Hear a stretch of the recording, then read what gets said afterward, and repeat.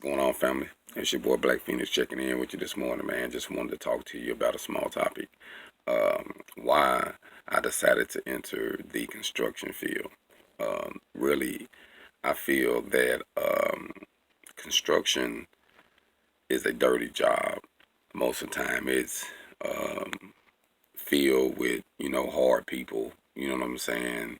Who go out, work hard, go home. You know what I'm saying? And then a lot of stuff that we do as iron workers, um, will go in right after the people did the foundation with the concrete or whatnot, and we'll start setting things up and putting things in and welding things up.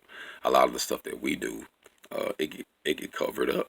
You know what I'm saying? Think about it. Like when you see a um, 12-story building, you don't see the steel that's actually holding the building up. You'll see the outside um, brick, stone, stucco, or whatever it is on the outside, and the nice window frame and the decorative,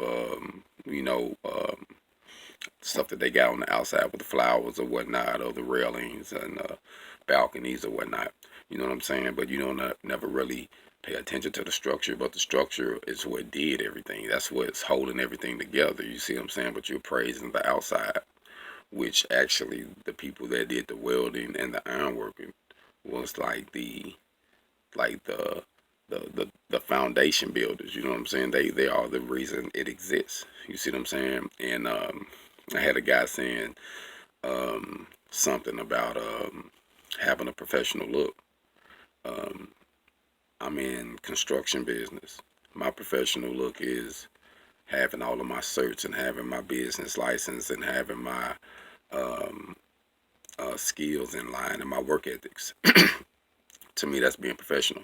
As far as me, uh, with my beard and gold teeth and me being black, that's just what it is. You know what I mean? I don't have nothing to hide as far as about my culture. I'm not finna change or become someone else just so I can get a dollar, which I know this is a dirty job. It is what it is. You know what I mean?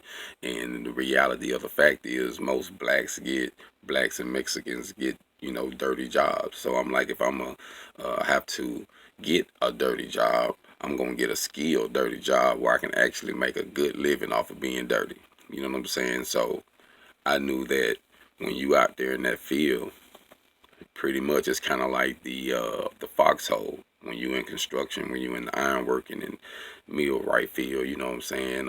Pipeline or whatnot. It's like, you know, if I'm out there with you, we in this mud, we in this dirt, we in this wind together. You know what I'm saying? This grease, this oil, or whatever the situation is, we trying to fix this. And yeah, I have run across people who thought they was walking on water. You know what I'm saying? And then they see your work ethics and see that you are really, um, into what you do and you willing to learn and go that extra mile, and you tend to respect one another. You know what I'm saying? Because you help them as well.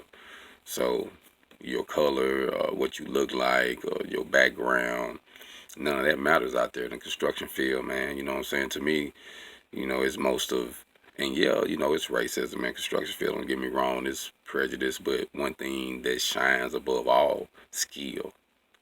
Skill shines. Your ability to do the job. So, regardless of what a person look at me and judge me on what I look like, my skills, my work ethics, the fact that I come to work on time, that stands above it all. I don't care if I come up to work looking like straight. You know what I'm saying? If I can come out there and work with the best of them and get it done, you're going to take your head off to me if I was the green guy. You see what I'm saying? But this is my culture. You know what I mean? And a lot of people look at people with gold teeth in their mouth like, oh man, why you do that? He trying to stand out. Nah, it's different from me, homie. I mean, I'm from Arkansas. You know what I mean? And I actually worked in the cotton field. I was the last generation. I actually went out there with my mom on the back of the truck to go chop cotton with a lot of mo folks. You know what I'm saying? And yeah, that shit probably was against the law, but I did that shit. I remember as a kid. You know what I'm saying? I did that. You know what I'm saying?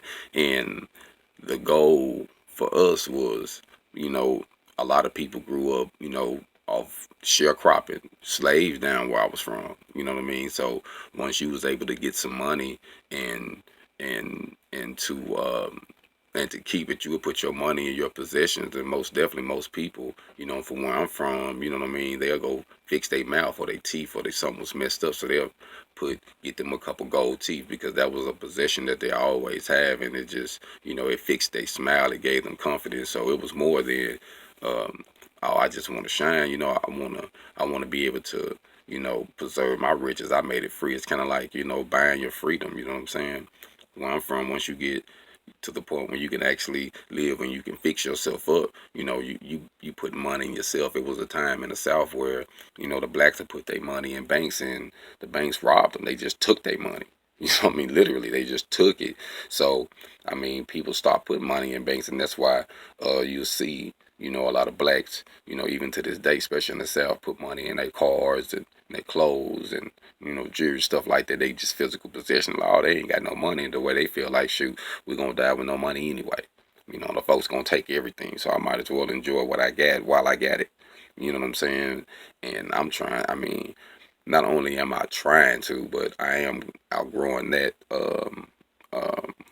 ideology, you know what I mean, which I actually know, you know what I'm saying, the meaning of wealth now, you know what I'm saying, but still, as far as my culture, as far as my beard, as my goal, that's me, you know what I mean, that's my family, you know what I mean, that's my family inheritance to shine. My great grandmother, you know what I mean, had gold in her mouth, you know what I mean, it was just part of where we from, you know what I'm saying, so, you know what I mean, where I was raised, it was by the Mississippi River. I'm from the Delta, you know what I mean, and once my folks finally spread it out, you know what I mean, we went to St. Louis and Milwaukee, you know what I'm saying? And yeah, I had some family go to Texas and, other places, but a lot of my roots come from, St. Louis, you know what I mean? And my goals come from St. Louis. So, you know what I mean? All I'm saying is, it don't matter, where you're from or what you're doing. If you're skilled, if you're qualified, that's what matters. Are you qualified? Are you able to do it? And I know how to come to a job and, you know, dress correctly. But as far as my appearance, I'm who I am. If I had big earrings in my nose to represent my tribe, that's who I am.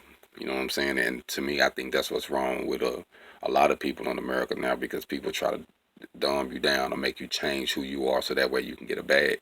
You don't have to change who you are to get your bag. Yeah, it might be difficult at first, and yeah, you got to be professional in certain things. Don't get me wrong, but you don't have to change your who you are. You know what I mean? You know, everybody ain't meant to be tall. Everybody ain't meant to be small. Everybody ain't meant to be muscle. You know what I mean? Everybody ain't meant to be skinny. You know what I'm saying? So whatever your deal is, I mean, that has nothing to do with your work ethic. So, you know what I mean? If a person tend to judge me just because of the way I look or what I say, then that's on you. You know what I mean? But I'm not missing no bag. You know what I mean? I might miss that opportunity, but all it's gonna do is open up another door for another opportunity. You know what I mean? I had a job that closed the door on me for something I thought was very petty that I was about to do a contract for, and during the process of them doing it, the next day I got a call for a better contract paying double the money in less the time. So sometimes things are, just not meant to be, but as far as who you are, be who you are, man. You know what I mean? I don't care where you from. You know what I mean? But as far as where I'm from and what I represent, Hog On is a part of who I am. You know what I mean? I'm honoring my generation, honoring nature, building things that's gonna live to be remembered. You know what I mean? And when you think of me, you're gonna see the things I have done. Yeah, you'll see my image, but I promote what I have done, what I built. You see what I'm saying? So actions speak louder than words. You'll see a cat, you know what I mean, like me from the South.